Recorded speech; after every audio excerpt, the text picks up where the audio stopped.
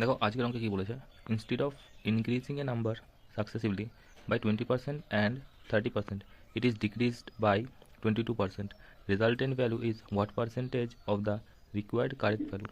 তাহলে আমরা কি জানি যে যদি কোনো কিছুকে প্রথমে 20% এবং পরে 30% বাড়ানো হয়, তাহলে টোটাল যে বাড়ে তার সূত্রটা কি? A plus B plus A B by 100।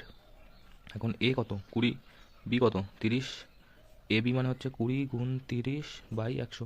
তাহলে এখানে শূন্য শূন্য কাটলো, শূন্য শূন্য কাটলো, 20 আর 30 50 যোগ 3 দুগুণি 6, মানে 56%। আর 56% বাড়ার বদলে 22% কমে গেছে। 56% বাড়ার বদলে 22% কমে গেছে, মানে 56% বাড়া মানে কি 100 থেকে 156 হওয়ার কথা ছিল, কিন্তু 22% কমে গেছে। 22% কমে যাওয়া মানে হচ্ছে 78 হয়ে গেছে।